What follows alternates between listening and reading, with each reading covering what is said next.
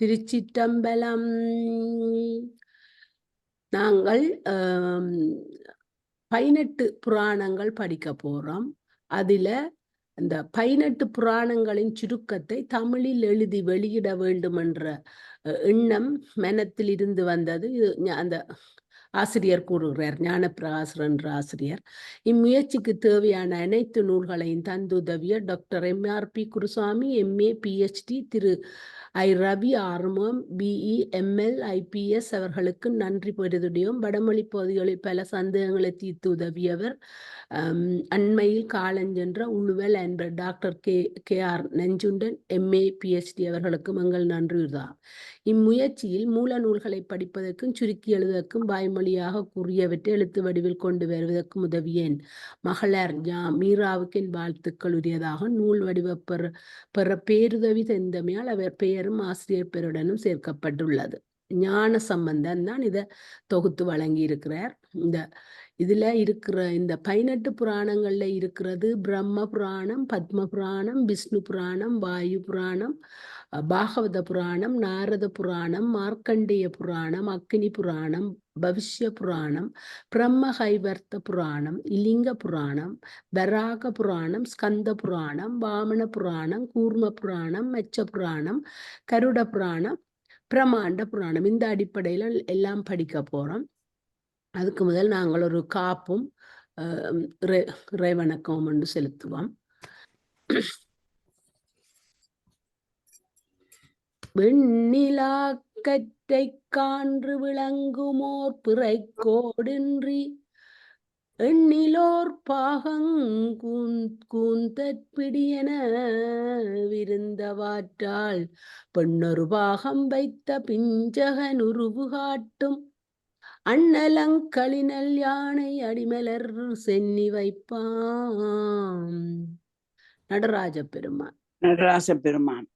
சீர்பூத்த குல விமதி யாமுதிரைப்ப கழுங்கங்கை எழுந்திவலை நிறைப்ப கங்கை எழுந்த திவலை தூற்ற வார்வூத்த பொம்மன் முளை கௌரீது கண்களிப்பில் வானோர் போற்ற வேர்பூத்த மணிமன்ற தானத்து நடம்புரியும் மெண்டோன் முட்கட் கார்பூத்த மணிமுடற்றோன் கமலமலர் செவடியங் கருத்துள் வைப்பாம்.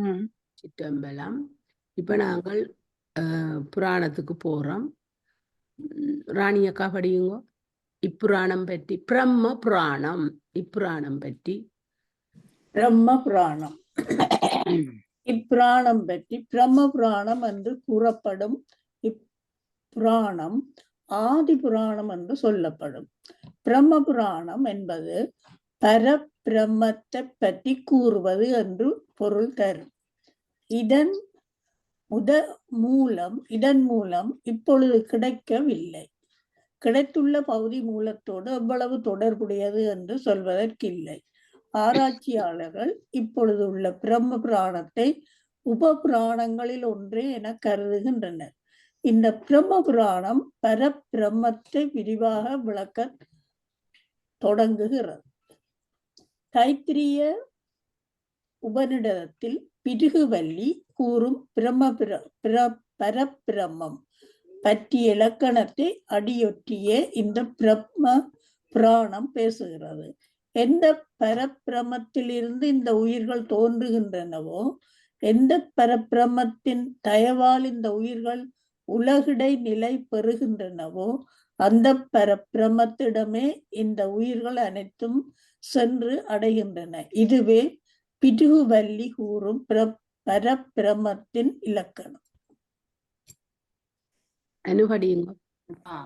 சத்தியம், ஞானம், ஆனந்தம், பிரமம் என்ற சுருதி வாக்கியத்தை அடியொற்றி அது என்றும் உள்ளது, ஆனந்தமயமானது, தூய்மை வடிவானது, கருணை நிரம்பியது, ஞான வடிவானது என்று பிரம்ம புராணம் பேசுகிறது. வாழ்க்கையின் குறிக்கோள் தர்மமே என்று பேசுகிறது. இப்புராணம் 246 அதிகாரங்களையும் 14,000 பாடல்களையும் கொண்டது. லோமஹர்ஷனரே இப்புராணத்தை கூறுவதாக பிரம்ம புராணம் தொடங்குகின்றது. பிரபஞ்ச உற்பத்தி, நிலைபேறு, அழிவு ஆகியவற்றை மற்ற புராணங்கள் கூறுவது போலவே பிரம்ம புராணமும் கூறுகிறது. இந்த ஸ்வேத வராக கல்பத்தில் பிறிது முதலில் மன்னனாக முடிசூட்டிக் கொண்டான் என்ற கதை இப்புராணத்தில் தான் வருகிறது. நான் படிக்கட்டான் வென்றாளா? இந்த புராணத்தில் பாரத நாட்டின் வடகோடியிலிருந்து தென்பகுதி வரை உள்ள ஆறுகள், தீர்த்தங்கள், புண்ணியத்தலங்கள் ஆகியவற்றை ஒருங்கிணைத்து விவரிப்பதன் மூலம் இந்த நாட்டின் ஒருமைப்பாட்டிற்கு முதலாக வடிவு கொடுக்கின்றது.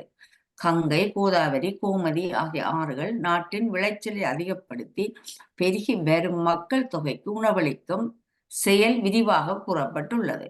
இந்த புராணத்தில் கங்கை சமவெளியில் கங்கை நதி பாயுமாறு பகீரதன் செய்த முயற்சியும், இந்தியாவின் தென்பகுதியில் கோதாவரி பாயுமாறு கௌதம முனிவர் எடுத்துக்கொண்ட முயற்சியும் இப்புராணத்தில் பேசப்படுகின்றன. கோதாவரி நதிக்கரையில் உள்ள புண்ணிய தலங்கள் பற்றியும் புராணத்தில் விரிவாக பேசப்பட்டுள்ளது. பிரம்மன் 2 பெயர்களும் முற்றிலும் வெவ்வேறானவை. பிரம்மன் 2 வேறானது. பிரம்மம் என்பது மூல பரம்பொருளை குறிக்கும் சொல். பிரமன் என்பது மும்மூர்த்திகளில் ஒருவராகிய நான்முகனை குறிக்கும். இப்புராணம் பிரம்மன் புராணம், அதாவது பிரம்ம புராணம் என்று பெயர் பெற்றுள்ளது. இது குறிப்பிடுவது பிரம்மனையே என்று அறிந்து கொள்ளவும். நைமிசாரண்ய வனம் மிகவும் வனப்பு வாய்ந்த ஒரு பகுதியாகும். பூத்து குலுங்கும் மரம், செடி, கொடிகள், பறந்து திரியும் பறவைகள், ஓடித்திரியும் விலங்குகள், சலசலத்தோடும் ஓடைகள் ஆகியவை நிறைந்துள்ள பகுதியாகும் நைமிசாரண்யம். யாருக்கும் உணவு பஞ்சமில்லாமல் இயற்கை வளங்களை வாரி கொடுக்கும் சிறப்புடையது நைமிசாரண்யம். இக்காரணங்களால் பல முனிவர்களும் ரிஷிகளும் துறவிகளும் இவ்வனத்தில் வாழ்ந்தனர். இயற்கை வளங்கள் நிறைந்திருந்தமையால் பல கேள்விகளும் யாகங்களும் அடிக்கடி இங்கு நடைபெற்றன. ஒரு முறை பல முனிவர்களும் கூடி ஒரு மிக பெரிய வேள்வியை நடத்த துவங்கினார்கள். இங்கே உள்ள ரிஷிகள் முனிவர்கள் போக இந்த கேள்விக்கு பிறவிடங்களிலிருந்து பல முனிவர்கள் வந்திருந்தனர். அவர்கள் வேதவியாசரின் சீடராகிய ரோமஹர்ஷனரும் ஒருவர். இப்பெயர் சற்று மருவி லோகமர்ஷனர் என்றும் பெற்றது. பல புராணங்களை வகுத்த வேதவியாசரின் சீடராதலால் புராணங்களையும் அவற்றின் கதைகளையும் ரோமஹர்ஷனர் தம் குருவினிடம் கேட்டு தெளிவாக அறிந்திருந்தனர். அன்றி வாசியுங்கோ. ரோம மகர்ஷரை பார்த்தவுடன் இந்த வேள்விக்கு வந்த முனிவர்கள் பலரும் அவரை சூழ்ந்து கொண்டு வேதவியாசரிடம் கற்ற புராணங்களை பற்றி தங்களுக்கு சொல்லுமாறு வேண்டிக் கொண்டனர்.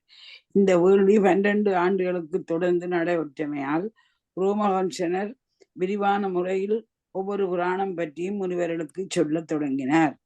அவர்களுடைய வேண்டுகோளுக்கு இணங்கி ரோமஹர்ஷனர் மிக பழைய காலத்தில் தட்சன் முதலிய முனிவர்கள் நான்முகனை பிரமன் பார்த்து பூமியின் தோற்றம் பற்றிய வரலாற்றை தெரிவிக்க வேண்டும் என்று வேண்டினார்கள். நான்முகன் அளித்த விடையை அப்படியே வாங்கி கொண்ட வரலாற்றை தெரிவிக்க வேண்டும் வேண்டினார்கள். நான்முகன் அளித்த விடையை அப்படியே வாங்கி கொண்ட என் குருவானது வேதவியாசர் அவற்றை எனக்கு வழங்கினார். நான் கேட்டவற்றை இப்பொழுது உங்களுக்கு சொல்ல போகிறேன். தொடக்கத்தில் எங்கு நீரே நிறைந்த விஷ்ணு அக்கடலின் மேல் படுத்திருந்தார். தண்ணீருக்கு வடமொழியில் நார என்றொரு பெயருண்டு. அயன் என்ற சொல்லுக்கு படுக்கை என்பது பொருளாகும். எனவே நீரின் மேல் உறங்கிய பரபிரம்ம சொருபம் நாராயண என்ற பெயரை பெற்றது. இத்தண்ணீரிலிருந்து பொல்லானான பெரிய முட்டை நீரின் வழியே வந்தது. அதனுள் பிரமன் நான்முகன் இருந்தான். ஓராண்டு காலம் முட்டையின் உள்ளே தங்கி இருந்த பிரமன் தன்னைத்தானே தோற்றுவித்து கொண்ட சுயம்பு மூர்த்தி ஆவான். ஓராண்டு முடிந்ததும் இந்த முட்டை 2ஆக பிளந்து கொண்டு பிரமன் வெளியே வந்தான். முட்டையின் ஒரு பகுதி பரந்த ஆகாயமாகவும் மற்றொரு பகுதி இவ்விருந்த பூமியாகவும் மாற்றப்படலாயிற்று. ராணியக்கா, இந்த பிரமம் எண்ணத்தின் மூலமாக இச்சா மாத்திரையாக 7 ரிஷிகளை உண்டாக்கினர். அவர்கள் முறையே மாரீச்சி, அத்திரி, அங்கீரசா, புலஸ்தியா, புலகா, கிருது, வசிட்டன் ஆகிய 7 ஆவர். பிரமன் இவர்களோடு நில்லாமல் ருத்திரன் என்ற கடவுளையும் சனத்குமாரன் என்ற முனிவரையும் படைத்தான். இவர்களோடு இல்லாமல் பிரமன் தன் உடம்பில் இருந்து ஓர் ஆணையும் ஒரு பெண்ணையும் படைத்தான். இந்த ஆண் சுயவம்பு மனு என்றும் பெண் ஹத்ரூபா என்றும் பெயர் பெற்றனர். அவர்கள் இருவரும் திருமணம் செய்து கொண்டு தங்கள் குலத்தை பெருக்கினர். மனுவின் பரம்பரையில் வந்ததால் மக்கள் மாணவர்கள் என்று அழைக்கப்பட்டார்கள். மனுவுக்கும் ஹத்ரூபாவுக்கும் விரா, பிரிய, விரதா, உத்தான, பாதா என்ற 3 புத்திரர்கள் தோன்றினர்.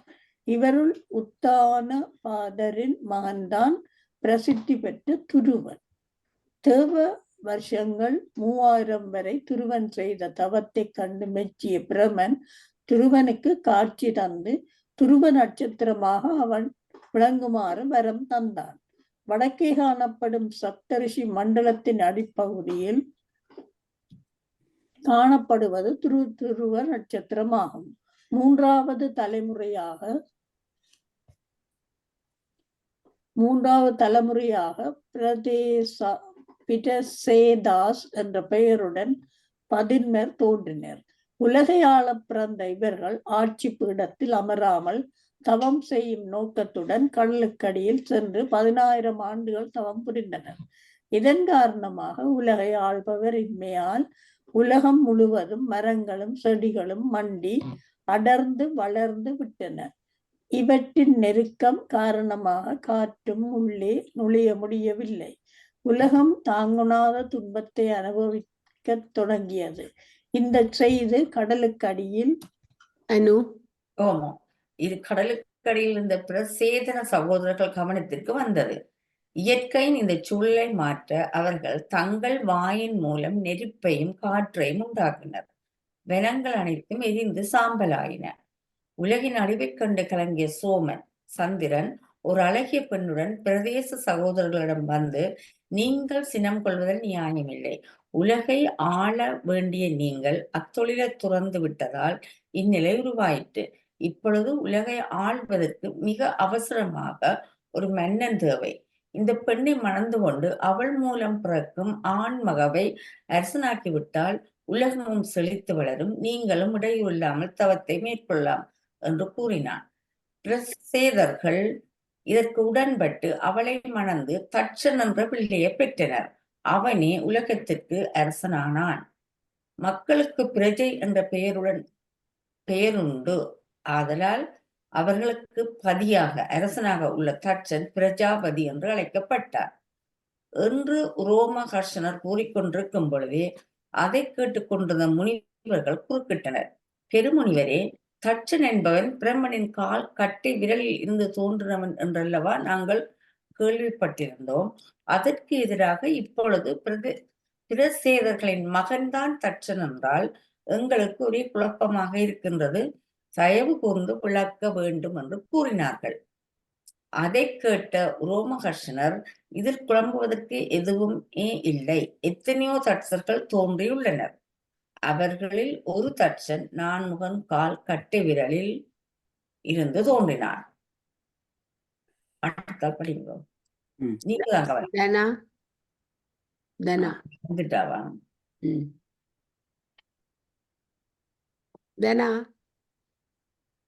இந்த தட்சன் நீங்க படிங்க நம்பாரன். இந்த தட்சன் பிரதேசர்களின் மகனாக தோன்றினான். ஆகவே குழம்புவதற்கு ஒன்றுமில்லை என்று விடை பகர்ந்தார். தட்சன் அசிக்லி என்பவளை மணந்து 5000 பிள்ளைகள் பெற்றனர். இவர்கள் உலகத்தின் ஆட்சி பொறுப்பை ஏற்க முனைந்த பொழுது நாரதர் அங்கு தோன்றி, உலகம் எப்படிப்பட்டது, பூகோள அமைப்பு எப்படி என்பதை அறிந்து கொள்ளாமல் நீங்கள் ஆட்சி பொறுப்பை ஏற்பது தவறு. எல்லாரும் சென்று உலகம் முழுவதையும் சுற்றி பார்த்த பிறகு ஆட்சி பொறுப்பை ஏற்கலாம் என்று கூறினார். அதன்படியே தட்சனின் மைந்தர்கள் 5000 பேரும் உலகை சுற்றி பார்க்க புறப்பட்டு சென்றனர். சென்றவர்கள்தான், திரும்பவே இல்லை. தட்சன் மறுபடியும் 1000 பிள்ளைகளை பெற்றான். இவர்கள் ஆட்சி பொறுப்பை ஏற்க புறப்பட்ட பொழுது மறுபடியும் நாரதர் தோன்றி இவர்களது மூத்த சோதரர்களுக்கு சொன்னவற்றையே திரும்ப கூறினர். இந்த 1000 பேரும் உலகை சுற்றி பார்க்க சென்றவர்கள் மீளவே இல்லை. தன்னுடைய 1000 பிள்ளைகளும் நாரதரின் புத்திமதியை கேட்டு அதன் வழி நடக்கத் தொடங்கி காணாமலே போய்விட்டார்கள் என்பதனால் நாரதர் பேரில் தட்சனுக்கு அளவற்ற கோபம் உண்டாயிற்று. எப்படியாவது நாரதரை கொன்றுவிட வேண்டும் என்று தட்சன் முயல்கையில் பிரம்மா குறுக்கிட்டார். நாரதரை கொல்லாமல் இருக்க வேண்டும் என்றால் அதற்காக சில வரையறைகளை பிரம்மா நிறைவேற்ற வேண்டும் என்று தட்சன் கூறிவிட்டான். அவ்வரையறைகளின்படி தட்சன் பெண்களுள் ஒருத்தியை பிரம்மா மணந்து கொள்ள வேண்டும். அவள் வயிற்றில் நாரதர் வந்து பிறக்க வேண்டும் என்பனவாகும். அண்டிவாசி.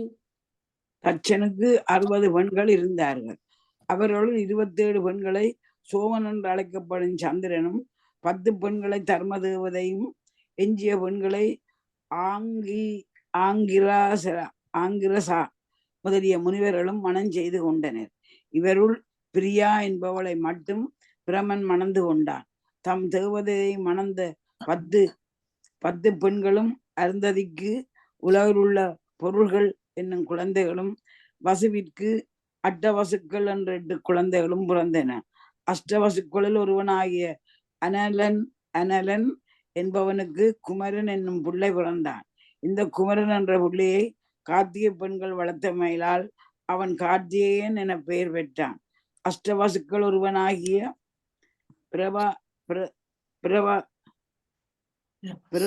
பிரபாசாவுக்கு விஸ்வகர்மா பிள்ளையாக பிறந்தான். விஸ்வகர்மா சிறந்த கட்டட கலைஞனாகவும் ஆபரணங்களை செய்வதில் தேர்ந்தவனாகவும் இருந்தான். சோமனை மணந்த 27 பெண்களும் 27 நட்சத்திரங்கள் எனப்பட்டனர்.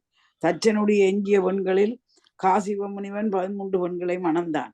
அவருள் அதிதி என்ற பெண்ணுக்கு 12 ஆதித்தர்களும், திதி என்ற பெண்ணும், கிரண்யர் தக்ஷன் முதலிய அரக்கர்களும், அவர்கள் சகோதரியாக சிம்ஹிகாவிற்கு வாதாபி, வில்லவன், மாரீசன் முதலிய அரக்கர்களும் தோன்றினர்.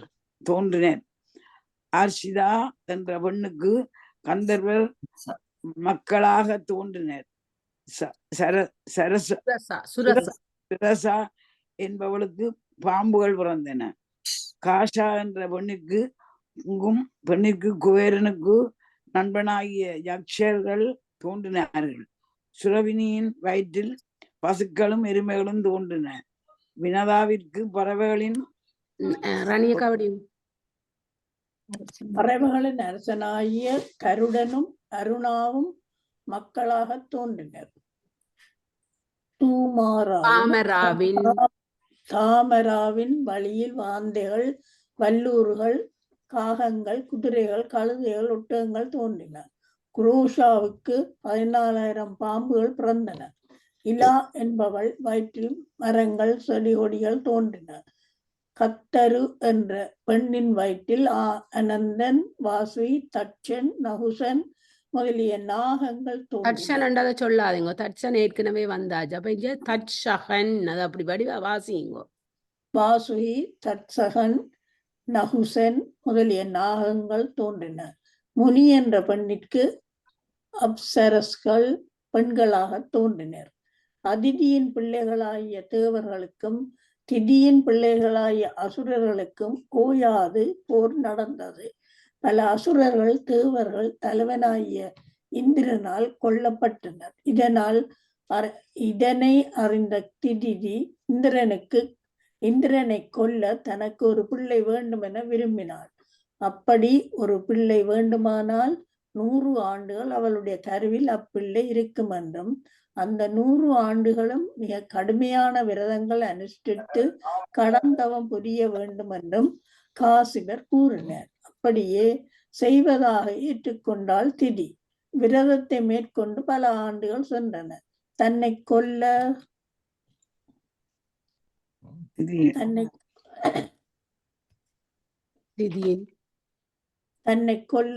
திதியின் வயிற்றில் ஒரு சிசு வளர்வதை அறிந்த இந்திரன் அதனை அழித்துவிட காலம் பார்த்திருந்தான். ஒரு நாள் அனுஷ்டானங்களை முடித்த திதி கால்களை கழுவி தூய்மை செய்து கொள்ளாமல் படுக்கையில் படுத்து விட்டாள். இந்த விரத பங்கத்தையே தனக்கு சாதமாய்க் கொண்ட இந்திரன் ஓர் அணு வடிவாகி அவள் கால்களில் நுழைந்து கருவில் இருக்கும் சிசுவை 7 துண்டங்களாக வெட்டினார். அந்த 7 துண்டங்களும் ஓ என கதறி அழுதன. அழாதீர்கள் என்ற பொருளுடைய மருத் என்ற சொல்லை இம்முறை இந்திரன் கூறியும் துண்டங்கள் அழுகையை ஜசோ படியுங்கோ, நிறுத்தவில்லை. ஜசோ நளினாக்கா படியுங்கோ. சினம் கொண்ட இந்திரன் ஒவ்வொரு துண்டத்தையும் 7 துண்டங்களாக 7 துண்டங்களையும் வெட்டி 49 துண்டங்களாக ஆக்கிவிட்டான். காலாந்திரத்தில் இந்த 49 பிறந்தன. மருத்தென்று இந்திரனால் அழைக்கப்பட்டமையின் மருத்துக்கள் என்ற பெயருடனேயே இவர்கள் வழங்கப்பட்டன. விரதபங்கம் ஆகிவிட்டபடியால் இந்த 49 மருத்துக்களும் இந்திரனுக்கு பகையாகாமல் அவன் நண்பர்களாக்கிவிட்டனர். சுயம்பு மனுவின் மகனான உத்தானபாதனுக்கு மகனானவான் துருவன் பரம்பரையில் வந்தவன் அங்கா. நேர்மை உடையவனான அங்கா நல்ல முறையில் ஆட்சி செய்தாலும் அவன் மனைவியாகிய சுனிதா தீயவனான மிருத்யுவின் மகளாவான். அவள் மகளான பெனா தகப்பனை போலில்லாமல் மிகவும் தீயவனாக இருந்தான். மேலும் தாய் வழிபாட்டனாகிய மிருத்யுவுடன் சேர்ந்து கொண்டு எல்லையற்ற அகங்காரம் கொண்டவனாக இந்த அண்டங்களுக்கெல்லாம் தானே தலைவன் என்று சொல்லித்திருந்தான். இவனை திருத்துவதற்காக மாரீச்சியின் தலைமையில் பல முனிவர்கள் ஒன்று சேர்ந்து வந்து எவ்வளவு எடுத்து சொல்லியும் பெனா அவர்கள் அறிவுரைகளை கேட்க தயாராக இல்லை. எல்லையற்ற சினம் கொண்ட முனிவர்களில் அத்திரி என்ற முனிவர் பெனாவின் வலக்காலை பிடித்து முறுக்கி மாவு பிசைவது போல் பிசைந்தார். மிக குரூரமானதும் கொடியதும் பயங்கரமானதும் கரியதுமான குள்ளன் ஒருவன் காலின் வழி வெளிவிட்டான். இந்த உருவத்தை கண்டு கலக்கமுற்ற அத்திரி முனிவர் உட்கார் என்ற பொருளுடைய நிசிதர் என்று கூறினார். எனவே இந்த குள்ளனின் பரம்பரில் நிசிதர்கள் என்று அழைக்கப்பட்டனர். காலை முறுக்கிய பிறகு இந்த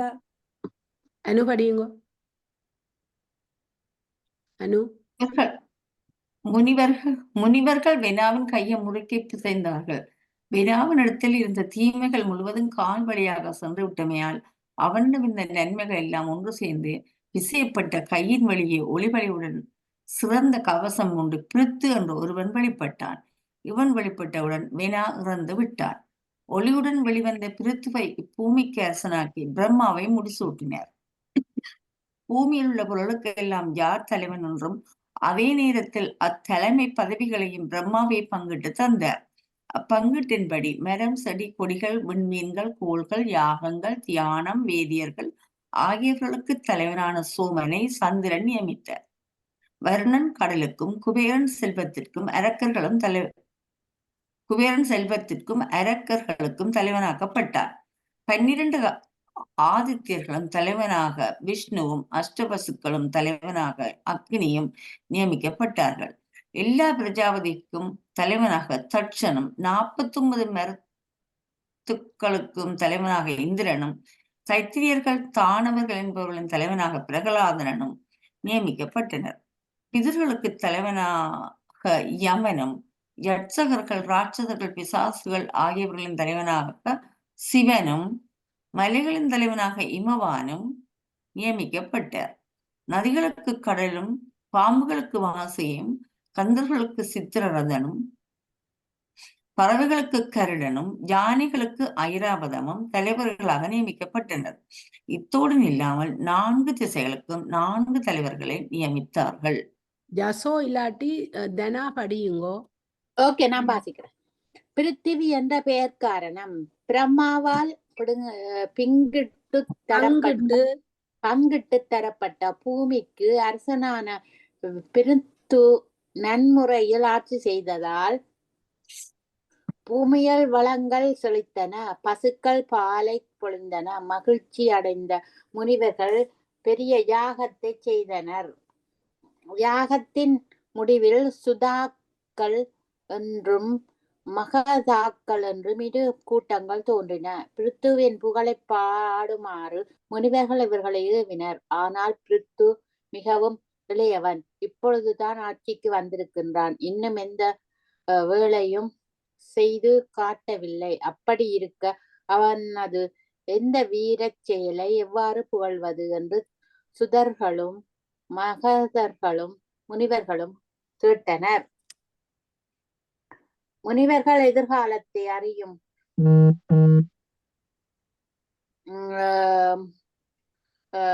முனிவர்கள் எதிர்காலத்தை அறியும் ஆற்றலை இவர்களுக்கு வழங்கினர். உடனே பிருத்துவின் புகழை அவர்கள் பாடினர். அந்த புகழ் பாடல்கள் எட்டு திக்கும் சென்று பரவின.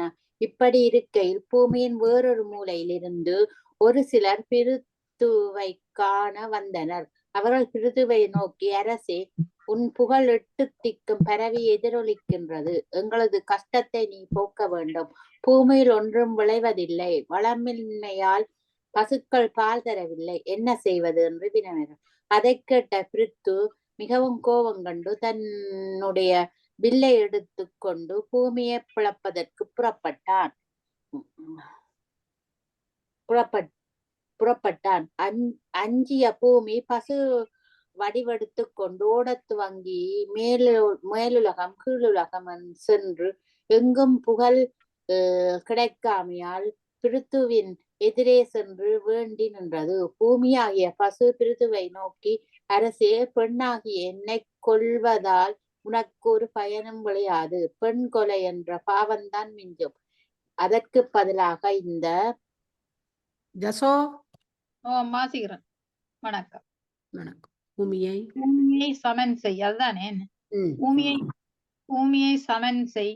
மலைகளை எல்லாம் ஒரு புறமாக ஒதுங்கி இருக்குமாறு செய்வாயாக. சமதரையில் வேளாண்மை செய்தால் தேவையான வளங்கள் உனக்கு கிட்டும் என்று கூறிற்று. இதை செவியுற்ற பிருத்து அவ்வாறே செய்தான்.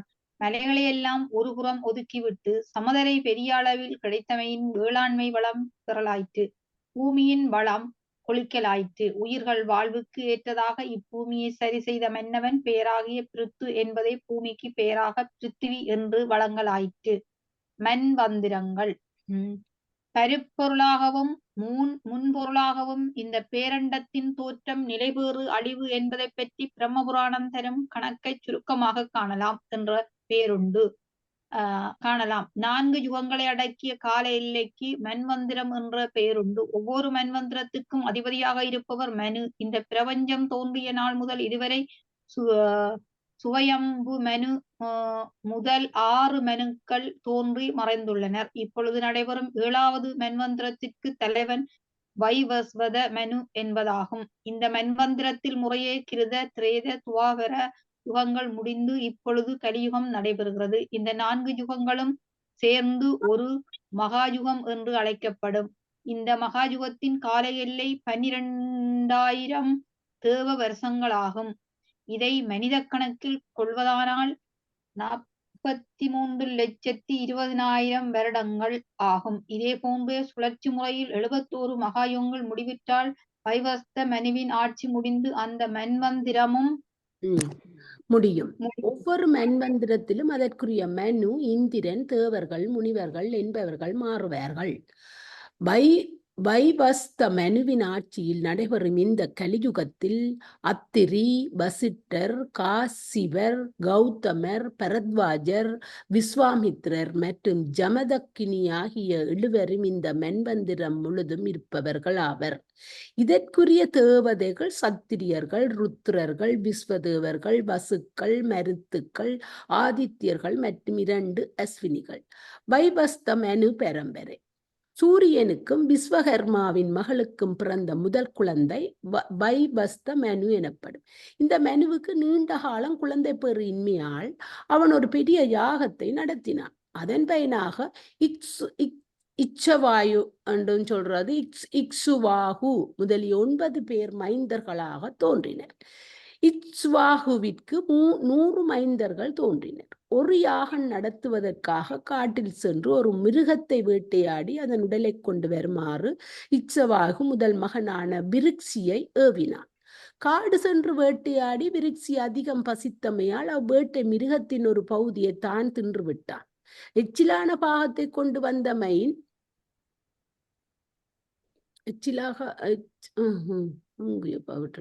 எச்சிலான பாகத்தை கொண்டு வந்தமை இச்சுவாசு அவனை நாடு கடத்தி விட்டான். இச்சுவாகு இறந்த பின் நாடு கடத்தப்பட்ட விருட்சி மீண்டும் வந்து நாட்டை ஆட்சி செய்தான். இவன் ஆட்சி செய்த பகுதிக்கு அயோத்தி என்பது பெயர். விருட்சியின் மைந்தருள் ஒருவரான காகுஸ்தன் பரம்பரையில் தோன்றியவனே பிரசித்தி பெற்ற ராமன் ஆவான். அண்டிபடிங்க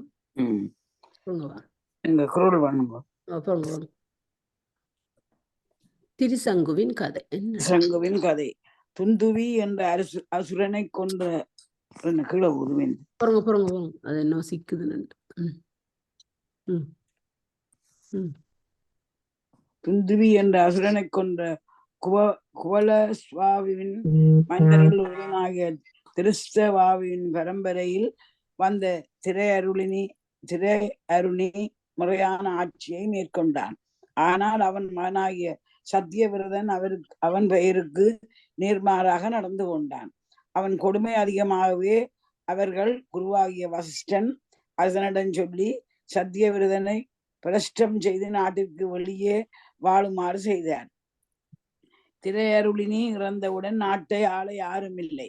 பஞ்சம் பீடித்து உயிர்கள் இறக்க துவங்கின. இந்நிலையில் அந்நகருள் வாழ்ந்த விஸ்வாமித்திரர் தன் குடும்பத்தை விட்டு தவம் செய்ய சென்று விட்டான். பசிக்கொடுமை தாங்காமல் விஸ்வாமித்திரர் மனைவி தன் மகனை விற்க முடிவு செய்தாள். எனவே அவன் கழுத்தில் ஒரு கயிற்றை கட்டி சந்தைக்கு அழைத்து சென்றாள். கொஞ்சம் குரோல் பண்ண மேலு பிரட்டானாக வெளியில் வாழ்ந்த சத்தியவிரதன் பொறுப்பில் ஏற்றுக்கொண்டான். உண்பதற்கு ஏதும் இல்லாமையால் குலகுருவாகிய வசிஷ்டன் பசுவை திருடி அதை கொண்டு தானம் தின்று விஸ்வாமித்திரர் குடும்பத்திடமும் கொடுத்தான்.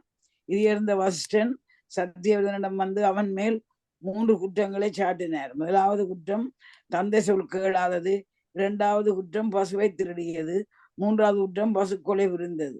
இதனால் அவன் பெயர் முக்குற்றம் புரிந்தவன் என்ற பொருளில் திரிசங்கு என்றாயிற்று.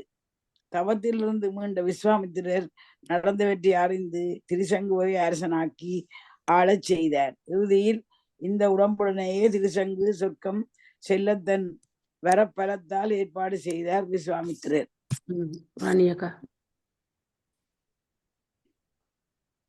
தசரதன் 300. சூரிய வம்சத்தில் தோன்றிய திரிசங்குவின் மகன் அரிச்சந்திரன். அவன் பரம்பரையில் வந்தவன் திலீபன்.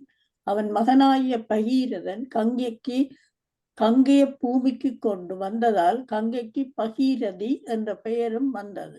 இவர்கள் வழியில் தோன்றியவன் ரகு. இவனுடைய பேரனே பிரசித்தி பெற்ற ராமனின் தந்தையாகிய தசரதன் ஆவான். பிரம்ம புராணப்படி சூரிய வம்ச மன்னர்களின் வம்சமாலியாக சுருக்கம் இதுவாகும். சூரிய வம்ச மன்னர்களின் வம்சாவளி சுருக்கம் இதுவாகும். கவனம் அப்பா. அடுத்தது படைப்பு காலத்தில் பிரமனுடைய எண்ணத்தில் தோன்றிய 7 பிள்ளைகளில் அத்திரி முனிவரும் ஒருவன் ஆவான். செயற்கரிய தவத்தை மேற்கொண்ட அவன் நீண்ட காலம் தவம் செய்தான். அத்தவத்தின் ஆற்றல் பெரும் சக்தியா வழிபட்டு விண்ணில் பரவியது. ஆற்றலை தாங்க மாட்டாத ஆகாயம் அதனை மீண்டும் பூமியில் திருப்பியது. பூமிக்கு வந்த ஆற்றில் ஒரு பகுதியே சந்திரனாக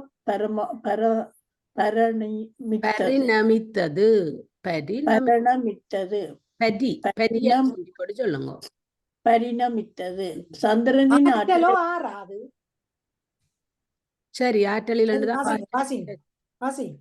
சந்திரனின் ஆற்றலை கண்ட பிரமன் தன்னுடைய ரதத்தில் அவனை ஏற்றிக்கொண்டு பூமியை 21 முறை வலம் வந்தான். அதன் பிறகு சோமனாகிய சந்திரன் 100 பத்ம யுகங்கள் தவம் செய்தான். இந்த தவத்தை மெச்சிய பிரமன் சோமனாகிய சந்திரனுக்கு உலகத்தில் உள்ள செடி கொடி மரங்களின் தலைமை பதவியும், பிராமணர்களின் தலைமை பதவியும், சமுத்திரங்களின் தலைமை பதவியும் கொடுத்தான். இவற்றை அடுத்து சோமன் ராஜசூய வேள்வி நடத்தி எல்லையற்ற செல்வத்தை பெற்றான். இச்செல்வத்தின் வளர்ச்சி சோமனின் தலையை கணக்கச் செய்தது. அதிகார வெறி கொண்ட சோமன் தேவகுருவாகிய நளினாக்கா பிரகஸ்பதியின் மனைவியாகிய தாரையை களவாடி கொண்டு வந்து விட்டான். இத்தீய செயலுக்கு உடந்தையாக அரக்கர்களும் அவர்கள் குருவாகிய சுக்கராச்சாரியும் இருந்தனர். தாரைக்காக தேவர்களும் சோமனுக்கும் நீண்ட காலம் போர் நடந்தது. இறுதியாக பிரமன் தலையிட்டு தரையை மீட்டு பிரகஸ்பதியிடம் தலையிட்டு தாரையை மீட்டு பிரகஸ்பதியிடம் ஒப்பித்தார். தாரையை ஏற்றுக்கொண்ட பிரகஸ்பதி அவளுக்கும் சோமனுக்கும் பிறந்த பிள்ளையாகிய புதனை ஏற்றுக்கொள்ள மறுத்துவிட்டார்.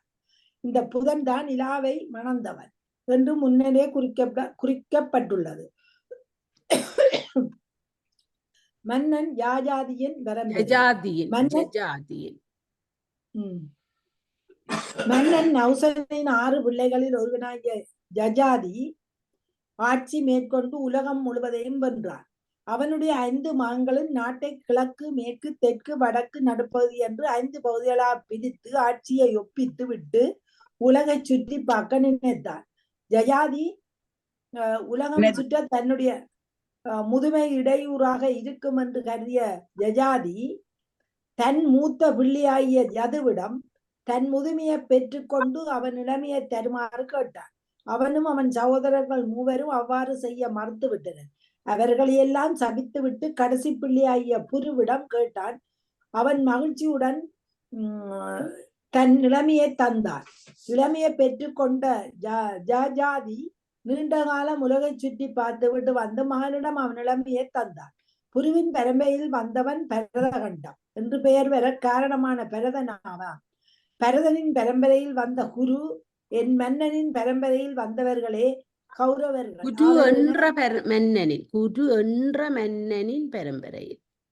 என்ற மன்னனின் பரம்பரையில் வந்தவர்களே கௌரவர்கள் ஆவர். மன்னன் குருவாட்சி செய்த இடமே குருசேத்திரம் எனப்படும். ஜயாதி மன்னனின் மகனாகிய துர்வாசுவின் பரம்பரையில் வந்தவர்களே பாண்டியர்கள், கேரளர்கள், சோழர்கள். ஜயாதி மன்னனின் மற்றொரு மகனாகிய துரிஜாவின் பரம்பரையில் வந்தவர்களே காந்தார மன்னனாகிய சகுனி முதலியவர்கள். ஜயாதியின் பேரனாகிய சகஸ்டதனின் வழியில் வந்தவனே ராவணனை வென்ற கார்த்தவீரிய அர்ச்சுனன் ஆவான். ஜயாதியின் மற்றொரு பேரனாகிய குரோஷ்குவின் வழியில் வந்தவனே கிருஷ்ணன். ஆதித்தன் சூரியன் கோயில். கீழ் கடற்கரையில் மணற்பாங்கான பிரதேசத்தில் சூரியனுக்கு ஒரு கோயில் உள்ளது. இக்கோயில் உள்ள பகுதி உத்தகல நாடு எனப்படும். ஆதவனின் பிம்பம் உள்ள இதற்கு கோணாதித்யா என்ற பெயரும் உண்டு. இதற்கு கோணார்கா என்ற மற்றொரு பெயரும் உண்டு. அருக்கன் என்ற பெயரும் ஆதித்தன் என்ற பெயரும் சூரியனை குறிக்கும். இவை இரண்டும் கலந்து மருவி கோணார்கா என்று வழங்கப்படுகின்றது. இக்கோயிலின் எதிரே கிழக்கு முகமாக நின்று கொண்டு எதிரே உள்ள மணலில் 8 இதழ்களை உடைய ஒரு தாமரையை சந்தனக்கட்டையால் வரைய வேண்டும். அத்தாமரையின் நடுவே ஒரு தாமிர பாத்திரத்தில் நெய், எள், தண்ணீர், சிவந்த சந்தனக்கட்டை, சிவப்பு பூக்கள், தர்ப்பை ஆகியவற்றை போட்டு தாமரை நடுவே அப்பாத்திரத்தை வைத்து சூரியன் புறப்படுகிற நேரத்தில் வழிபட்டால் முன் 7 ஜென்மங்கள் சில பாவங்களை போக்கிக் கொள்ளலாம். துவாதச ஆதித்தர்கள் சொல்லப்படும் பொழுது 12 சூரியர்கள் என்று பொருள் கொள்வது தவறு. தனா, நான் இனி பெயர் கூப்பிடாமலே எல்லாரும் அந்த ஒவ்வொரு பக்கம் முடிய படிங்க. ஒரே ஆதித்தன் 12 வகையான பணிகளை செய்கின்றான். பணிகளை செய்யும் பொழுது அதற்கு பெயரினை பெறுகின்றான். உதாரணமாக விஷ்ணு என்ற பெயரில் தேவர்களின் பகைவர்களை அழிக்கின்றான். இந்திரன் என்ற பெயரில் அசுரர்களை அழிக்கின்றான். சத்தா என்ற பெயரில் உயிர்களை படைக்கின்றான். வருணன் என்ற பெயரில் நீரில் இருக்கின்றான். சித்திரை முதல் பங்குனி முடிய உள்ள மாதங்களில் பருவங்களுக்கேற்ற முறையில் பல்வேறு மாறுபாடுகளை செய்தலில் 12 சூரியர்கள் எனப்பட்டார்கள்.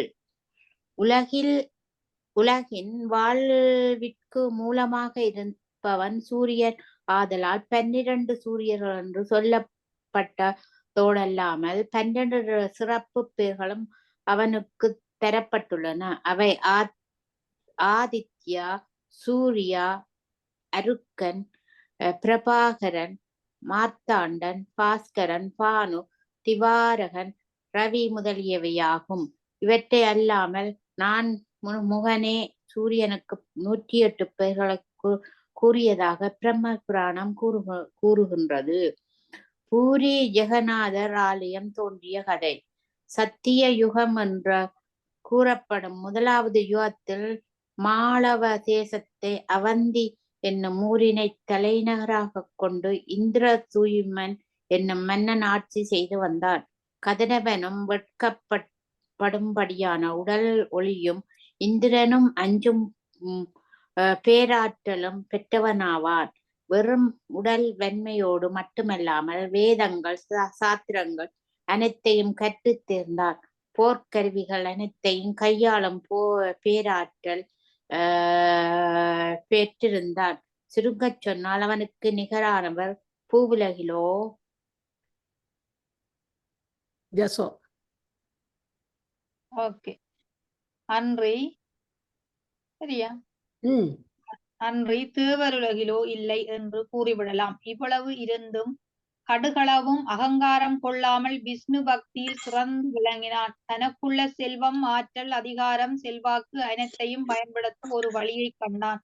தன்னால் வழிபடப்படும் விஷ்ணுவிற்கு அன்று வரை யாரும் கட்டாத ஒரு சிறந்த கோயிலை அமைக்க தீர்மானித்தான்.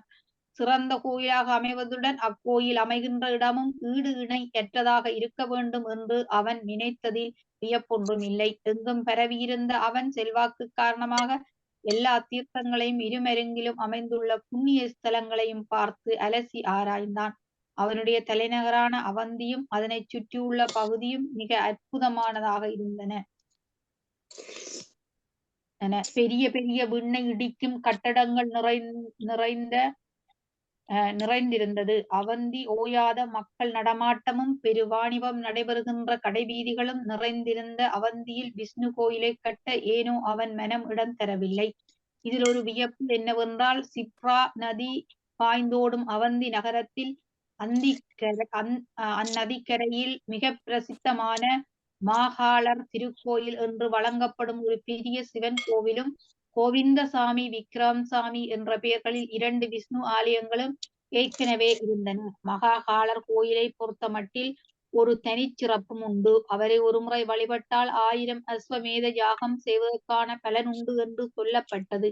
எவ்வாறு இருந்தும் அரசனின் மனம் இங்கு லயிக்கவில்லை. எனவே தன் அமைச்சர்கள், படைகள் ஆகியோருடன் சிறந்ததோரிடத்தை தேடி புறப்பட்டு விட்டான். இந்திர தூய்மன் தேடி புறப்பட்டு விட்டான். இந்திர தூய்மன் நீண்ட தேடலுக்கு பிறகு கடற்கரையை அடைந்தான். இக்கடற்கரை பகுதியில் சில காலம் வசித்த பிறகு மிக்க அழகு வாய்ந்ததும் இயற்கை எழில் கொஞ்சுவதும் பறவைகள் மகிழ்ந்து திரிவதுமான புருஷோத்தம சேத்திரம் என்ற இடத்தை அடைந்த அரசன் தான் நினைத்த ஆலயத்தை கட்ட இதுவே சிறந்த இடம் என்ற முடிவுக்கு வந்தான். மிக அழகிய இந்த பகுதிக்கு புருஷோத்தம சேத்திரம் என்று பெயர் வந்ததற்கு ஒரு காரணமும் உண்டு. பல காலத்துக்கு முன் விஷ்ணுவின் சக்தியின் பெரும்பகுதி பெற்ற மகா விஷ்ணு விக்கிரகம் இந்த இடத்தில் இருந்தது. யார் வந்து அதனை ஒரு முறை தரிசித்தாலும் அவருடைய பாவங்கள் அனைத்தும் அப்பொழுதே நீங்கிவிடும். எனவே மக்கள் அனைவரும் இங்கு வந்து இந்த சிலையை தரிசித்து பாவங்களினின்று நீங்கினதால் இமனுக்கு வேலை இல்லாமல் போயிடும். வேலை இல்லாத திண்டாட்டத்தில் அவதிப்பட்ட இமன் மகாவிஷ்ணுவை வணங்கி தன் குறையை தெரிவித்தான். அவனுடைய குறையை போக்க வேண்டி மகாவிஷ்ணு இந்த பிரசித்தி பெற்ற சிலையை மணலுக்குள் புதைத்து விட்டார்.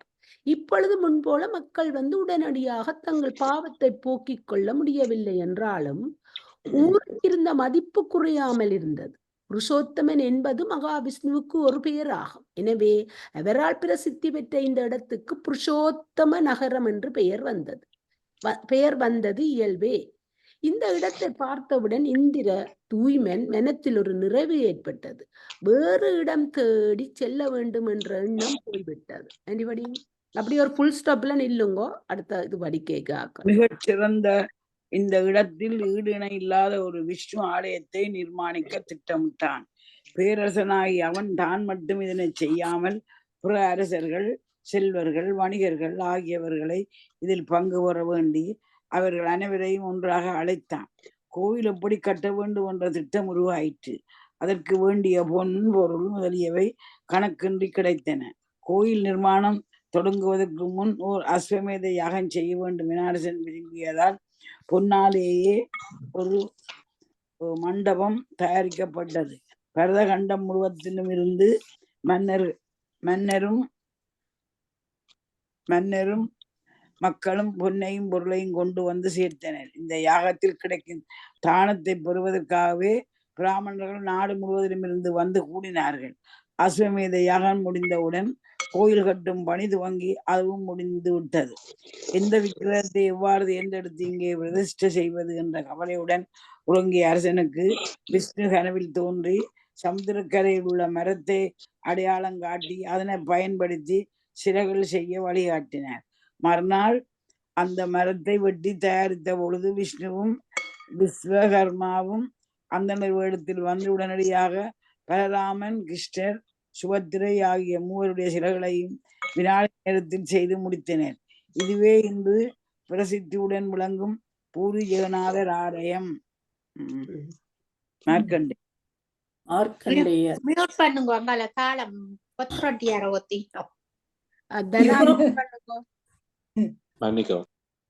யுக முடிவில் அண்டம் முழுவதையும் நெருப்பு சூழத் துவங்கி அனைத்தையும் எரித்துவிட்ட நிலையில் மார்க்கண்டேய முனிவர் மட்டும் விஷ்ணுவை குறித்து தவம் செய்யும் நிலையில் இருந்து வந்தார்.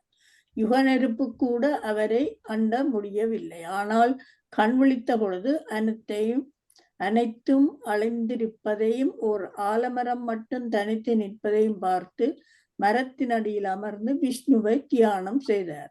அதன் பயனாக இப்பிரளிய நெருப்பை அணைக்கும் மாமழை 12 வருடங்கள் விடாது பெய்தது. இப்பொழுது நெருப்புக்கு பதிலாக எங்கும் நீர்மயம். நீரில் மிதந்த ஆலமரத்தின் கிளை ஒன்றில்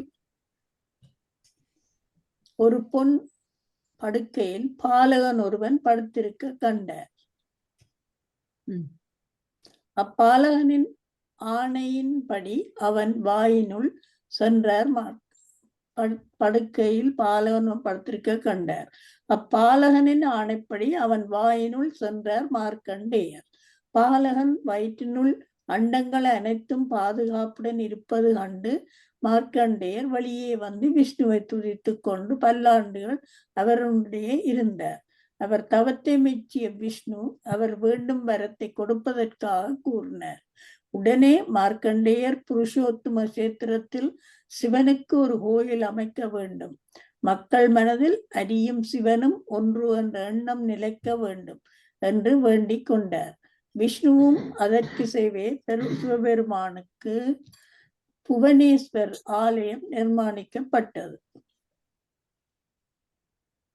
ஸ்வேதா என்ற நேர்மை உள்ள அரசன் ஜெகத்நாதர் ஆலயத்திற்கு அருகில் ஸ்வேத மாதவன் என்ற பெயருடைய விஷ்ணு ஆலயத்தை கட்டினார். மகாபலி கதை. முன்னொரு காலத்தில் தைத்தியர்கள் என்ற அசுர குலத்தில் பலி, அதாவது மகாபலி என்ற அரசன் ஆண்டு வந்தான்.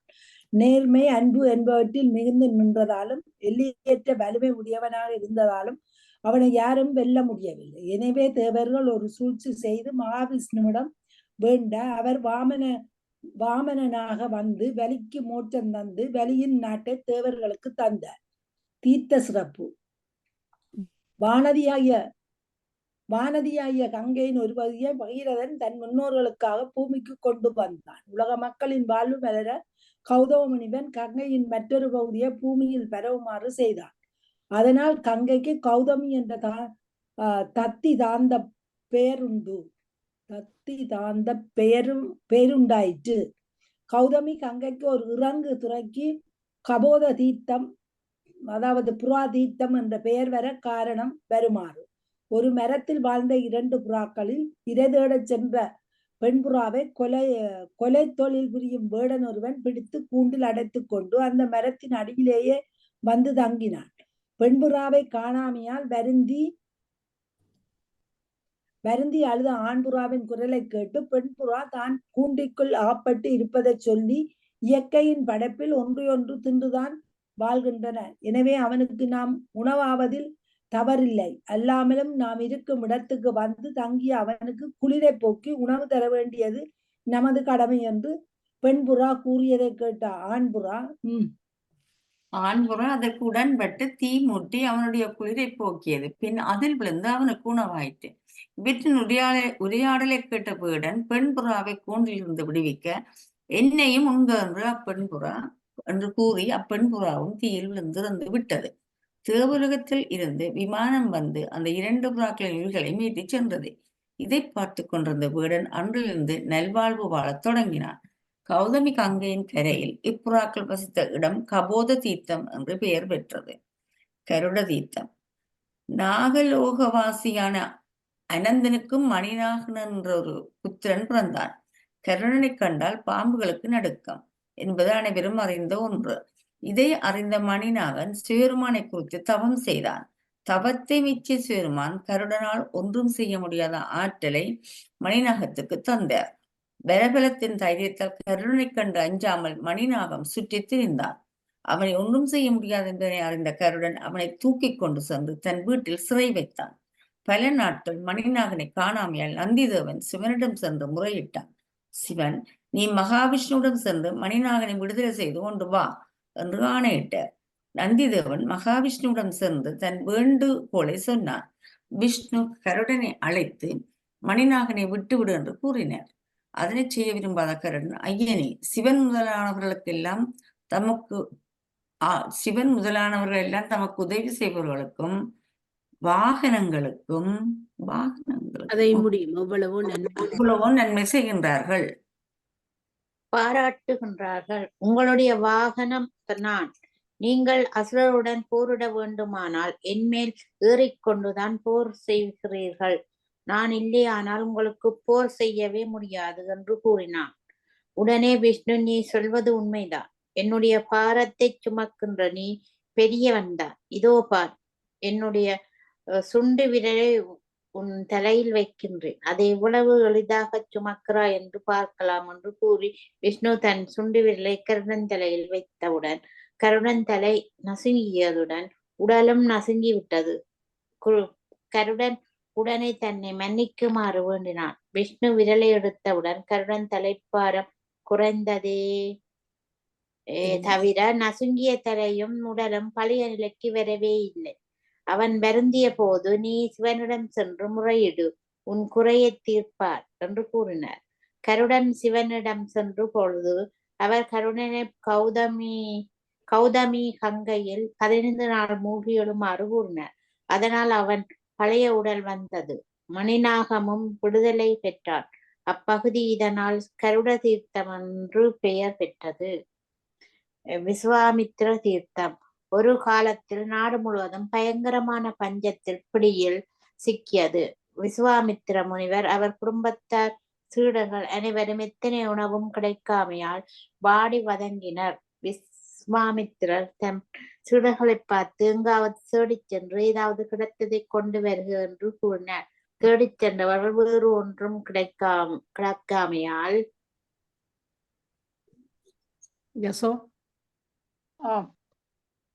கிடைக்காமையால் இறந்து கிடந்த நாய் ஒன்றின் உடலை கொண்டு வந்தார்கள். இதோட நான் முனிவர்கள் அவர்களை நோக்கி, இதன் புலாலை நன்கு கழுவி சுத்தம் செய்து தெய்வங்கட்கும் பிதுர்கட்கும் முதலில் படையுங்கள், பிறகு இதனை நாம் உண்ணலாம் என்று கூறினார். நாயின் புலாலை படைப்பது என்பது கேள்விப்படாத விஷயம். இதை அறிந்த இந்திரன் வல்லூறு வடிவம் கொண்டு வந்து நாயுடல் இருந்து கிண்ணத்தை தூக்கிச் சென்று விட்டான். இதை அறிந்த விஸ்வாமித்திரர் இந்திரனை சபிக்க முற்பட்டார். முனிவர் விஸ்வாமித்திரர் இந்திரனை சபிக்க முற்பட்டார். முனிவர் சாபத்திற்கு அஞ்சிய இந்திரன் அந்த கிண்ணம் நிறைய அமிர்தத்தை கொண்டு வந்து, முனிவரே, இதை சாப்பிடுங்கள் என்று கூறினார். அதை மறுத்த விஸ்வாமித்திரர், இந்திரா, உலகம் முழுவதும் பட்டினியால் சாகும் பொழுது நான் மட்டும் அமிர்தத்தை உண்ண விரும்பவில்லை. மேலும் புலால் உண்பதில் நாயின் புலால் ஆகாது. ஏன் நினைக்க வேண்டும்? உன் அமிர்தம் எனக்கு வேண்டாம். நாய் உடம்பு உள்ள கிண்ணத்தையே கொண்டு வா என்றார். முனிவரின் முடிவை மாற்ற முடியாது என்பதை அறிந்த இந்திரன் மிருகங்களை எல்லாம் ஏவி மழை பொழியும்படி செய்தான். அதன் பிறகு விஸ்வாமித்திர அமிர்தத்தை வாங்கி உண்டார். இந்த இது நடந்த இடம் விஸ்வாமித்திர தீர்த்தம் என்று அழைக்கப்பெற்றது. கௌதமி கங்கையின் சிறப்பு. கங்கை கரையில் சுவேதா என்ற வேதியன் வாழ்ந்து வந்தான். அவன் பெரிய சிவபக்தன். அவன் காலம் முடிந்தவுடன் யமதூதர்கள் அவனை கொண்டு போக வந்தனர். ஆனால் அவன் ஆசிரமத்துக்குள் நுழைய முடியாதபடி அவனுடைய படைகள் காவல் காத்து வந்தன. சென்ற தூதர்கள் தனராஜன் வாசியுங்கோ. இதுல விட்டது மீண்டும் வராமையால் மித்ருய சாவு என்ற தன் தோழன் அனுப்பினான் யமன். மிருத்திய பாச கயிற்றை சுவேதாவின் கழுத்தில் மாட்ட முயன்ற பொழுது சிவகணங்களால் கொல்லப்பட்டான். இதை கேள்விப்பட்ட யமன் தானே படைகளுடன் வந்து போர் தொடங்கினான். சிவனுடன் இருந்த நந்தி, விக்னேஸ்வரன், கார்த்திகேயன் ஆகிய அனைவரும் யமனுடன் போர் தொடுத்தனர். இப்போரில் கார்த்திகேயன் யமனையும் கொன்றுவிட்டான். யமன் இல்லையானால் சாவு வாழ்வு நடைபெறாது என்பதை அறிந்த தேவர்கள் சிவனிடம் முறையிட்டனர். ஒரு நியதியின் பேரில் சண்டை நிறுத்த சிவன் ஒப்புக்கொண்டார்.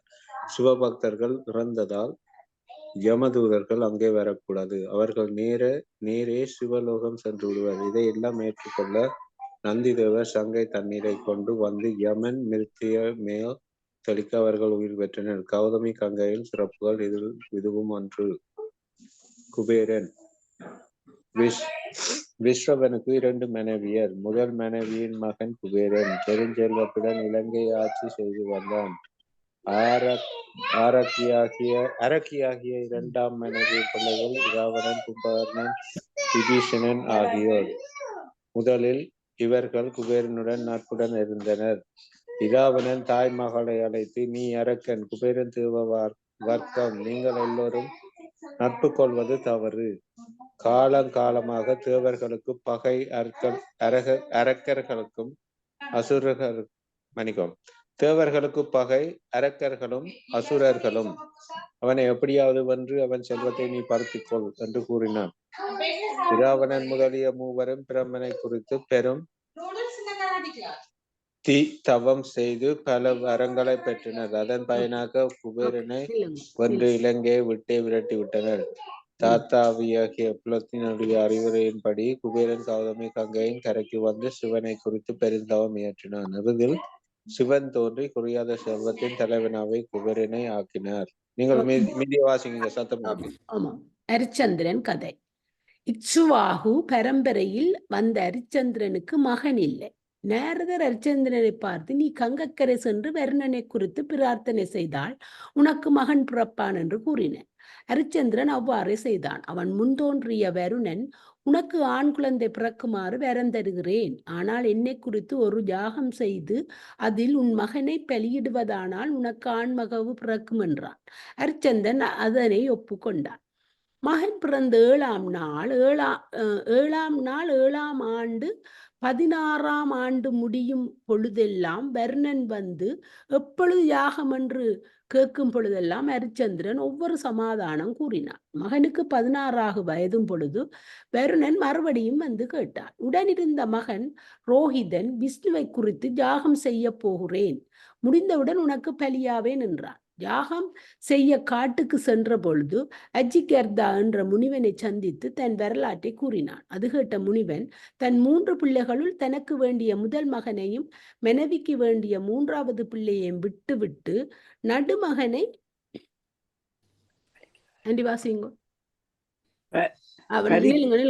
நடுமகனை பலிக்கு அழைத்து செல்.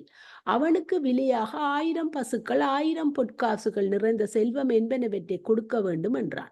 அவ்வாறே செய்துவிட்டு அம்முனிவரின் நடுமகனாகிய சுனசேபாவை அழைத்து கொண்டு அரிச்சந்திரன் மகன் மீண்டான். அப்பொழுது அசரீரி ஒன்று பின்வருமாறு பேசிட்டு, நீ யாரையும் பலியிட தேவையில்லை. கௌதமி கங்கைக்கரையில் சென்று வருணனுக்கு யாகம் செய்தால் அந்த பலி எந்த பலியும் தேவையில்லை என்று கூறிட்டு அரிச்சந்திரன் அவ்வாறே செய்தான். ஓகே. ததிசியின் கதை. ததிசி என்ற முனிவர் லோபாமுத்ரா என்ற தன் மனைவியுடன் கங்கைக்கரையில் ஒரு ஆசிரமத்தில் வாழ்ந்து வந்தார். அவர் தவப்பலன் காரணமாக தைத்திரியர்கள், அரக்கர்கள், அசுரர்கள் என்பவர்கள் அச்சம் காரணமாக அவருடைய எல்லைக்குள் நுழைய முயன்றதே இல்லை. ஒரு முறை நடந்த தேவ அசுர போரில் தேவர்கள் வென்றார்கள். வெற்றியடைந்த அவர்கள் தசீதியிடம் வந்து, ஐயனே, உனது ஆசீர்வாதத்தால் நாங்கள் அசுரர்களை வென்றோம். போர் முடிந்து விட்ட நிலையில் இந்த ஆயுதங்கள் தேவையில்லை. அசுரர்கள் கவர்ந்து செல்ல முடியாத ஓடத்தில் இவற்றை பாதுகாக்க வைக்க விரும்பினோம். அவர்கள் அண்ட முடியாத இடம் என்று நினைத்தவுடன் உன் ஆச்சிரமம்தான் நினைவுக்கு வந்தது. ஆகவே இவற்றை இங்கு விட்டு செல்கின்றோம் என்று கூறி சென்றார்கள். ஆண்டுகள் பல சென்றன. ஆயுதங்கள் வளவளப்பு கொண்டு தங்கள் மந்திர சக்தியை இழக்கத் தொடங்கின. இந்த நிலையில் மனைவி லோபாமுத்திரை, ஐயனே, தாங்கள் செய்தது சரியில்லை. ராணியக்கா,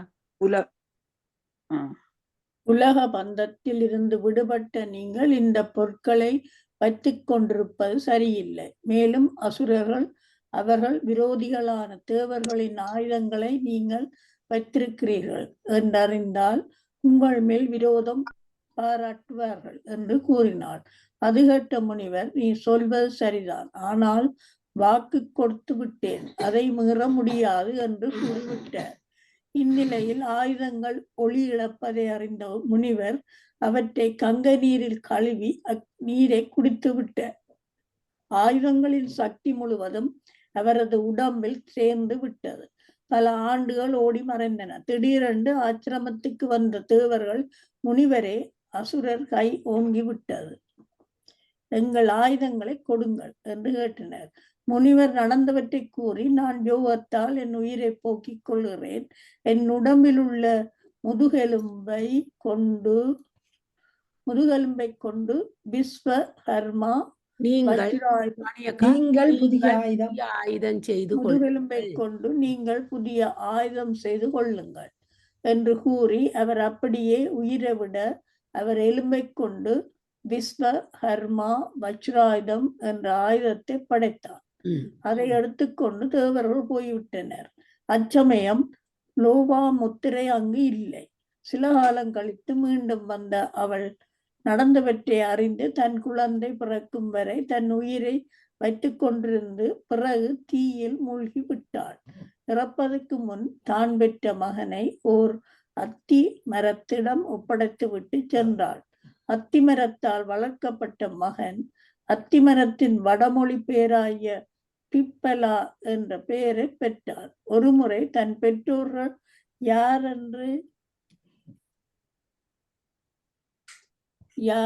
என்று அத்திமரத்தை கேட்க அத்திமரம் நடந்தவற்றை கூறிட்டு கடுங்கோபம் கொண்ட பிப்பலா தேவர்களை அழிக்க வேண்டும் என்ற எண்ணத்துடன் சிவனை நோக்கி தவம் செய்தார்.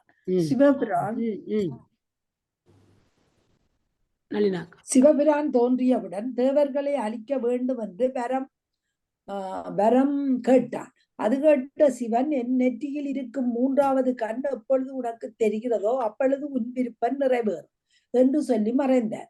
பல ஆண்டுகள் தவம் செய்து சிவபிரானுடைய நெற்றிக்கண்ணை பார்க்கும் ஆற்றலை பெற்ற பிப்பிலா அந்த நெற்றி கண்ணிலிருந்து ஒரு கொடிய பூதம் வெளிப்பட்ட பூதம் உன்னுடைய விருப்பம் என்ன என்று கேட்க பிப்பலா தேவர்களை அழித்து விடுக என்று கூறினான். உடனே பூதம் அவனுடன் போய் செய்ய துவங்கியது.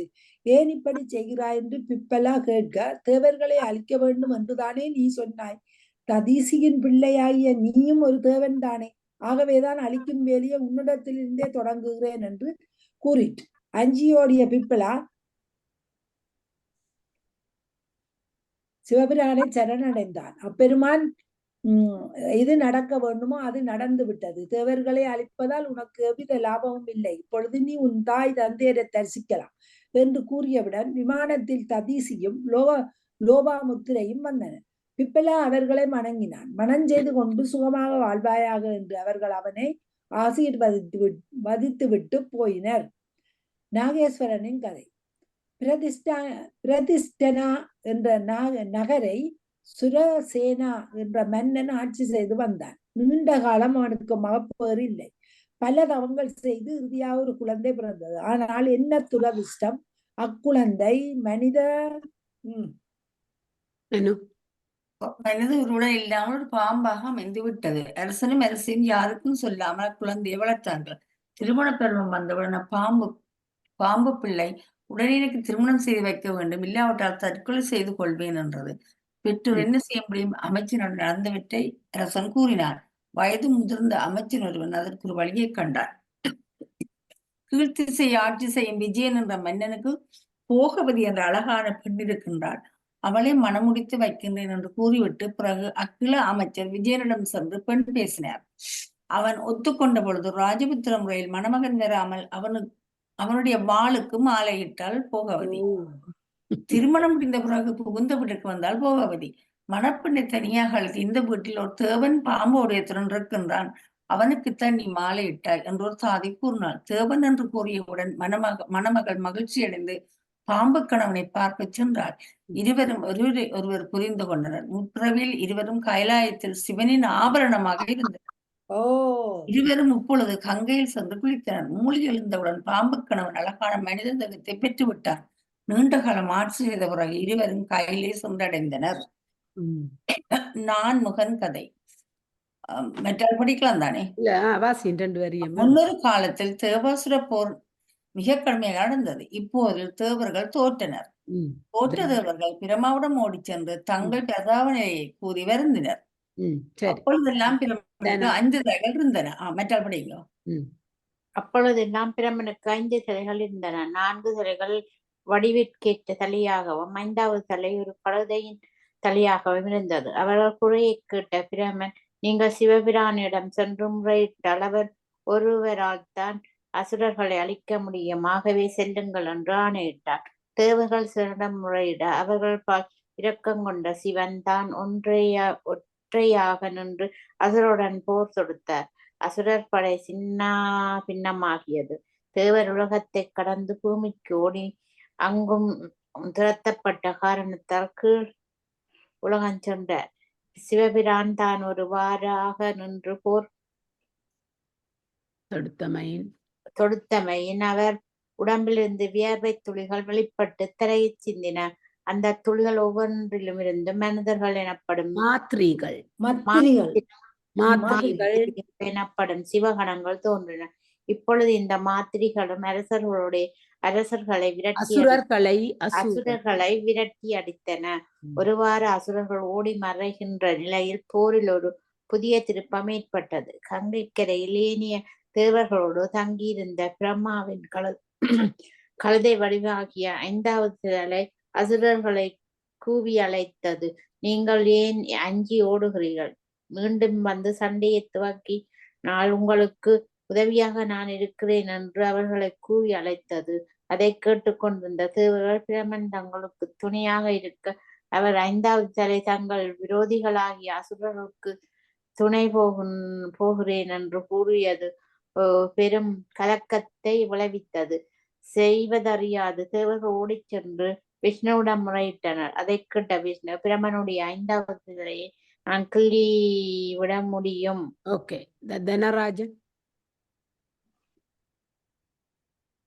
தனராஜன் வாசிக்கிறீங்களா?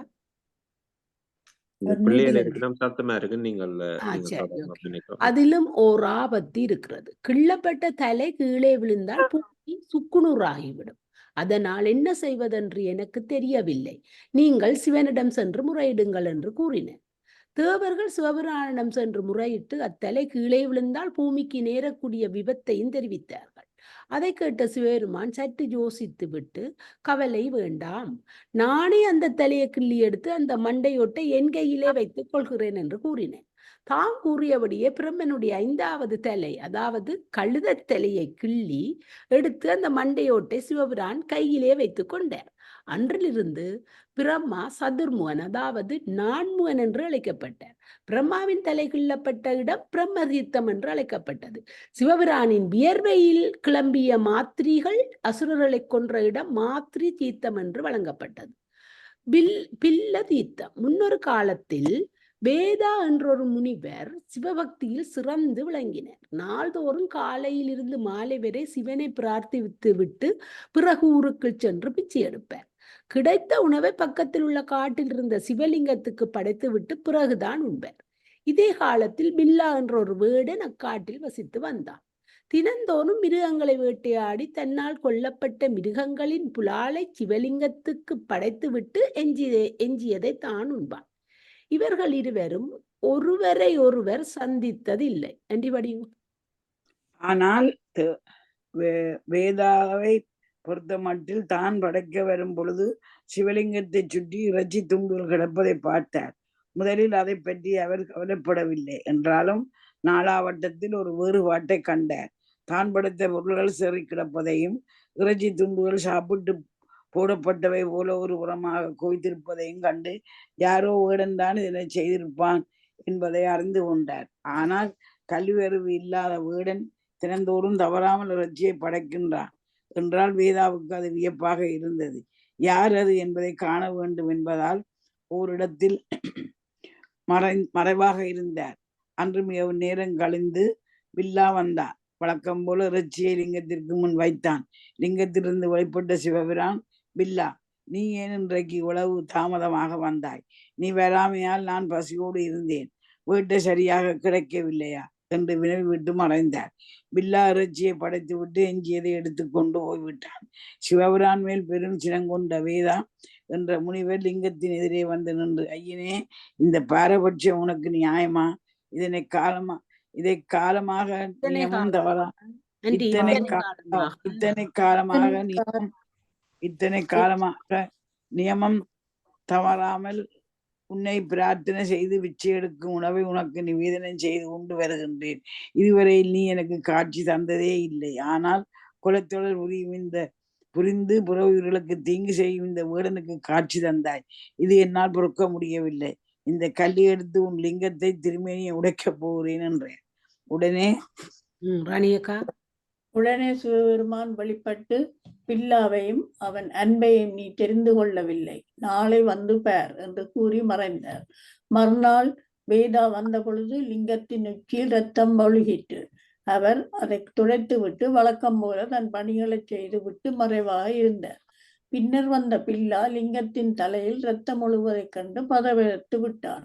தான் ஏதோ குற்றம் செய்ததான் இப்படி ஒரு நிலை ஏற்பட்டது என்று வாய்விட்டு கூவி, பில்லா தான் அறியாமல் செய்த குற்றத்துக்கு தண்டனை அனுபவிக்க வேண்டும் என்று கூறிக்கொண்டே அம்பை எடுத்து தன்னுடைய உடம்பில் பல இடங்களிலும் குத்தி கொண்டார். இரத்தம் பெருகியது. உடனே சிவபிரான் வெளிப்பட்டு வேதாவை பார்த்து, நீ சாத்திரப்படி செய்கிற பூசைக்கும் அன்பே வடிவான இவன் பூசைக்கும் உள்ள வேறுபாட்டை பார்த்தாயா? சாத்திரப்படி வழிபட்ட நீ பிரசாதத்தை என் முன் படைத்தாய். அன்பினால் வழிபட்ட இவன் தன் உடல் பொருள் ஆவி மூன்றையுமே எனக்கு படைத்து விட்டான். சாத்திர வழிபாட்டுக்கும் அன்பு வழிபாட்டுக்கும் உள்ள வேற்றுமையை தெரிந்து கொள் என்று கூறி மறைந்தார். பில்லா சிவனை வழிபட்ட இடம் பில்ல தீர்த்தம் என்று வழங்கப்படுகிறது. பெரிய புராணத்தில் வரும் கண்ணப்பர் வரலாற்றை இதனோடு ஒப்பிட்டு காண வேண்டும். தர்மத்தின் வழி நடந்தால் பவனா என்ற ஊரில் கௌதமன் என்பவன் வாழ்ந்து வந்தான். பிறப்பால் பிராமணன் ஆயினும் அவன் தாயின் தூண்டுதலால் எந்த தீய காரியத்தையும் அஞ்சாமல் செய்யும் துணிவு பெற்றிருந்தான். அப்படி இருந்தும் வைசிய குலத்தை சேர்ந்த மணிகுண்டலன் என்பவன் இவனுக்கு நண்பனாக இருந்தான். மணிகுண்டலன் பெருஞ்செல்வந்தருடைய மகன். சூழ்ச்சிக்காரனாகிய கௌதமன் தோழனிடமிருந்து பொருளை கொள்ளை அடிக்க நினைத்தான். அது உள்ளூரில் முடியாத காரியம் ஆயிற்று. எனவே நல்லவன் போல் நண்பனை பார்த்து, மணிகுண்டலா, நான் இருவரும் வெளியூர் சென்று வாணிபம் செய்து பொருள் இட்டு வரலாம் என்றான். இத்திட்டத்துக்கு மணிகுண்டலன் உடன்படவில்லை. நண்பனே, என் தந்தையிடம் பெருஞ்செல்வம் குவிந்து கிடக்கிறது, நானேன் வெளியூர் சென்று பொருள் தேட வேண்டும் என்றான். சூழ்ச்சிக்காரனாகிய கௌதமன், நம்பனே, மலை போன்ற செல்வம் தந்தையிடம் இருந்தாலும் மகன் அதை அனுபவிப்பதில் பெருமை இல்லை, தானாக சம்பாதிப்பதுதான் ரப்பாகும் என்றான். இந்த வாதத்தை மணிகுண்டலன் ஏற்றுக்கொண்டதால் பெரும் பொருளுடன் இருவரும் வெளியூருக்கு சென்று வாணிபம் செய்தனர். கௌதமன் மிக ஏழை ஆதலால் முதலாக போட்ட பொருள் முழுவதும் மணிகுண்டலுக்கு உடையதே ஆகும். வியாபாரம் நன்கு நடக்கவே தோழர்கள் வருமானத்தை பங்கிட்டு கொண்டனர். எந்த நிலையிலும் தர்மம்தான் சிறந்தது, தர்ம வழி செல்வதே சிறப்புடையது என்று மணிகுண்டலன் கூறிக்கொண்டிருப்பான். பிராமணனாக பிறந்த கௌதமன் பைத்தியகாரத்தனம், தர்மமாவது ஒன்றாவது, எப்படியாவது பொருளை சேகரித்து வாழ்வதே புத்திசாலித்தனம் என்றான்.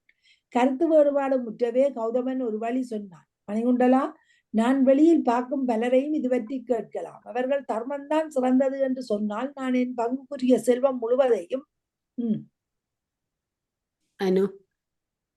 முழுவதையும் உனக்கு தந்து விடுகின்றேன். நான் சொல்வது சரி என்றால் உன் பங்குக்குரிய செல்வம் முழுவதையும் எனக்கு தந்து விட வேண்டும் என்றார். அப்பாவி ஆகிய மணிகுண்டலன் அதற்கு சம்மதித்தான். வழியில் போவர்களை சந்தித்து கேட்டார்கள். அதுமில்லாத அந்த சாதாரண மக்கள் கௌதமன் சொல்வதுதான் சரி என்றனர். மணிகுண்டலன் பங்கு முழுவதும் கௌதமனுக்கு போய்விட்டது. மறுபடியும் வியாபாரம் நடந்தது. மணிகுண்டலன் தான் சொன்னதையே சொன்னான். 2ஆம் முறை பந்தயம் கட்டி மணிகுண்டலன் கருத்தை யாருமே பேசாதால் கௌதமன் அவன் கைகளை வெட்டி எறிந்தான். இந்நிலையில் மணிகுண்டலன் தர்மத்தின் சிறப்பை பேசிக் கொண்டிருந்தான். அவனை ஒழித்து விடணிய கௌதமன் மறுபடியும் பந்தயம் கட்டி தான் ஜெயித்தவுடன் மணிகுண்டலன் 2 கண்களையும் பிடுங்கி விட்டான். இப்பொழுதும் மணிகுண்டலன் தன் கொள்கையிலிருந்து மாறவே இல்லை. தர்மம்தான் சிறந்தது, அது இறுதியிலும் வெல்லும் என்று சொல்லிக்கொண்டு எங்கேயோ அறிந்து கங்கைக்கரையில் உள்ள விஷ்ணுவின் சிலைக்கு பக்கத்தில் வந்து சேர்ந்தான். அங்கேயே படுத்தும் விட்டான். நடுஇரவில் இலங்கையில் இருந்த விபீஷணனும் அவன் காவலர்களும் இந்த விஷ்ணுவின் சிலைக்கு பூஜை செய்ய வந்தனர். அந்த இடத்தை சுற்றி பார்த்து கொண்டிருந்த விபீடனின் மகன் கண்ணிழந்த மணிகுண்டலனை பார்த்து அவன் வரலாறு முழுவதையும் தெரிந்து கொண்டான். அவன் சோகக்கதையை தந்தையாகிய விபீடனிடம் சொன்னான். அப்போது விபீடனன், மகனே, ராவண யுத்தத்தின் போது அனுமன் மருத்துவமனையினை கொண்டு வந்தான். திருப்பி அம்மலையை அனுமன் எடுத்து செல்லும் போது அதி அற்புதம் வாய்ந்த விஷல்யகரணி என்ற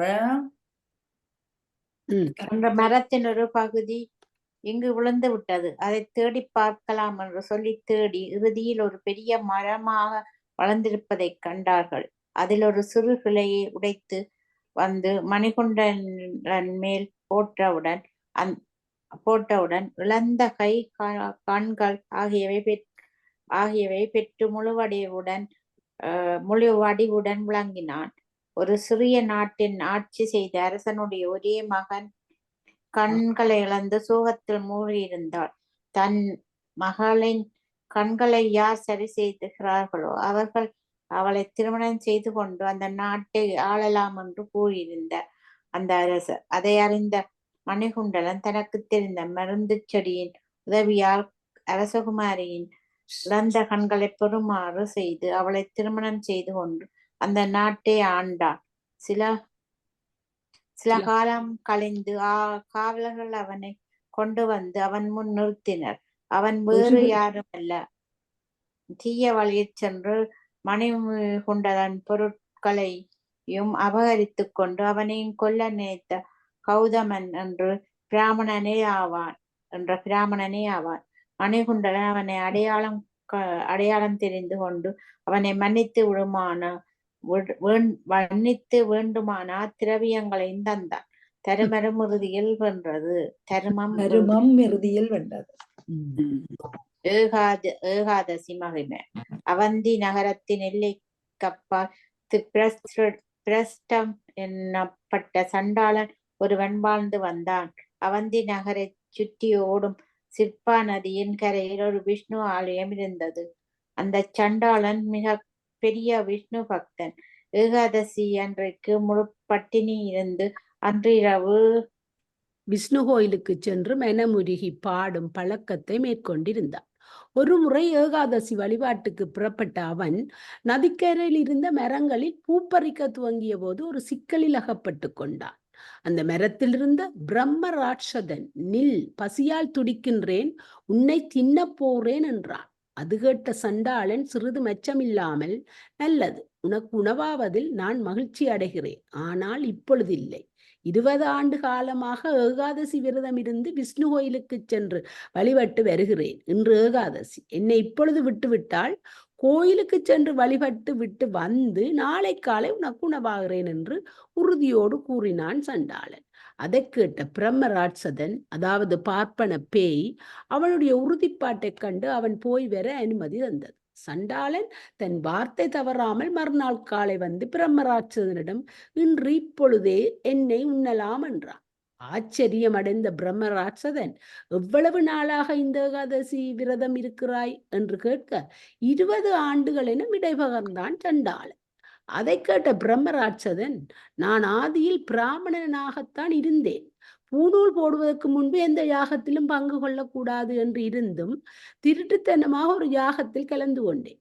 என் தந்தையார் பெயர் சோமசர்மா, என் பெயர் சர்மா. இப்பொழுது உன்னை சாப்பிடுவதற்கு பதிலாக ஒரு ஏகாதசி புண்ணியத்தை எனக்கு தந்தால் இந்த நிலைமை நீங்கிவிடும் என்று பிரம்மராட்சதன் கேட்டு கொண்டான். அன்றி அவன் மேல் இரக்கம் கொண்ட சண்டாளன் ஒரு ஏகாதசி புண்ணியத்தில் 2 மணி நேர பங்கை அவனுக்கு தந்து அந்த இழிப்பிறவியிலிருந்து விடுதலை அடையச் செய்தான்.